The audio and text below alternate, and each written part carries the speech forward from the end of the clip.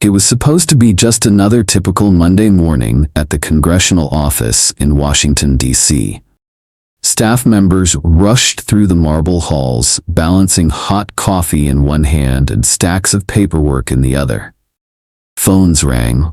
Emails pinged. Everyone was buried in their own world. Karoline Leavitt, the youngest woman ever to run for U.S. Congress and a rising conservative figure, was briskly walking through the hallway, preparing for a press briefing. Focused and determined, she barely noticed the people around her until something unusual caught her attention. She heard someone speaking fluent French, not the kind you learn from an app, but elegant, natural French. The voice was calm, respectful, and belonged to the janitor. She stopped. There, just outside the break room, stood an older man in a faded blue uniform, mop in hand, effortlessly conversing with a French-speaking visitor. Karoline lingered. Seconds later, the same man began speaking fluent Mandarin to a lost Chinese tourist who had stumbled into the building. His tone was patient, his accent flawless. And then, Spanish. 3 completely different languages, all within minutes. Karoline was stunned. She finally approached him and asked, "Excuse me, did you just speak 3 languages?" The janitor gave a soft, humble smile. "Actually 9, but only 3 today." For a moment, time stood still. In a building filled with lawmakers and leaders, Karoline had just discovered something extraordinary in the most unexpected place. Wisdom, hiding behind a mop and a quiet smile. The janitor's name was Mr. Elias Mensah, a soft-spoken man with kind eyes and a posture shaped by years of quiet labor. For more than a decade, Elias had worked in the congressional office building, cleaning hallways, emptying trash bins, mopping floors. He arrived before most staffers and left long after the lights dimmed. To many, he was invisible, just part of the background. But that day changed everything. Karoline Leavitt wasn't just curious. She was captivated. She invited Elias to sit down for coffee in the break room, something no one had ever done before. "Tell me your story," she asked. What he shared next left her stunned. Elias revealed he was originally from Ghana, where he had served as a linguist and university professor. He had devoted his life to the study of language, culture, and human connection. But when political unrest broke out in his home country and his family's safety was threatened, he had no choice but to flee. He came to the United States in search of peace and security, not prestige. With credentials that didn't transfer and no time to re-enter academia, Elias took on whatever work he could find. Eventually, he accepted a janitorial position at the congressional office to support his family. But his passion for language never faded. Over the years, he had quietly added more tongues to his already impressive list: Arabic, German, Italian, Russian, Swahili, Portuguese. Karoline was speechless. "Why hasn't anyone talked about this before?" Elias simply smiled. "People don't usually ask janitors about their past." Later that afternoon, Karoline called an emergency staff meeting. The room was filled with the usual faces: legislative aides, communications officers, interns scrambling to take notes. Most expected updates on the next press briefing or community outreach plan. But Karoline opened with something unexpected. "I just met someone with more cultural knowledge and lived experience than half of Washington," she began. "And he's been cleaning our floors for 10 years.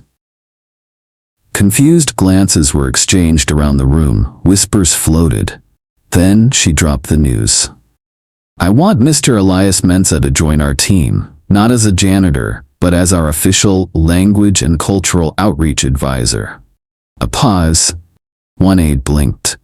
"Wait, you mean the janitor?" "Yes," Karoline replied firmly. "That janitor happens to speak 9 languages fluently, escaped political violence in Ghana, and has a PhD in linguistics. If that doesn't qualify someone to help us connect with diverse communities, I don't know what does." Some eyebrows raised, a few jaws dropped. One intern almost dropped her notepad. Karoline continued, her voice unwavering. This isn't charity. This is what we talk about every day. Recognizing brilliance, creating opportunity, and honoring lived experience. We preach about diversity, inclusion, and real-world expertise. Well, Elias is all of that. There was a moment of silence. Then nods. Respectful, thoughtful nods. By the end of the day, HR had begun the paperwork. Mr. Mensah, once overlooked, was about to become one of the most unexpected stars in Washington. By the end of the week, Mr. Elias Mensah had a new office. No longer in the janitor's closet, but down the hall from Karoline's, complete with a government-issued laptop, badge, and nameplate that read, Cultural and Language Outreach Advisor. Gone were the mop and bucket. In their place, policy briefings, international calls, and translation requests from across departments. At first, some staff weren't sure how to react. They'd seen Elias with a broom, not a binder. But within days, he proved why Karoline had made the right call. He translated complex letters from constituents in Arabic and Portuguese. He interpreted diplomatic memos. He even ran a lunchtime seminar on cross-cultural communication that left the room in stunned silence. Then came the moment that changed everything. During a town hall meeting, Karoline stood in front of the crowd and said, "This is Mr. Elias Mensah. He speaks 9 languages. He's brilliant, and until this week, he was cleaning our building." The crowd erupted in applause. People stood up, some wiped tears. The clip was posted online, and within hours, it went viral. 9-language janitor trended on Twitter. One user wrote, "A politician who recognized talent, not titles. Respect to Karoline Leavitt." Another posted, "Mr. Mensah is living proof that you never know someone's worth by their uniform." In a city known for politics, this moment wasn't about power. It was about human potential finally being seen. Elias never sought the spotlight. Even as cameras turned toward him and media outlets requested interviews, he stayed the same humble man who quietly pushed a cleaning cart just days before. When a reporter asked how he felt about the sudden recognition, he smiled and said, "It's not about what job you do.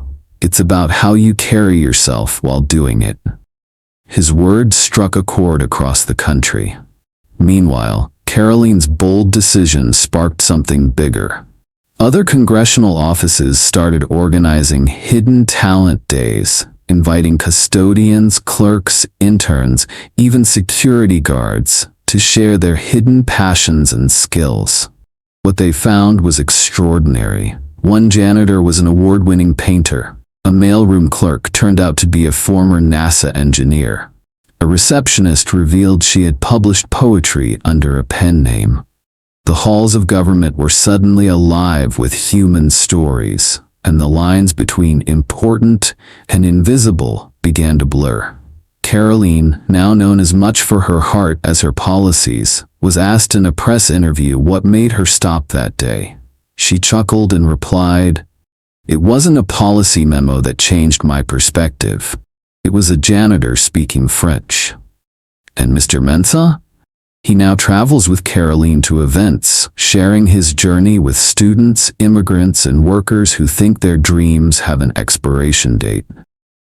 He reminds them, with quiet dignity, that no job title defines your intelligence, your worth, or your future.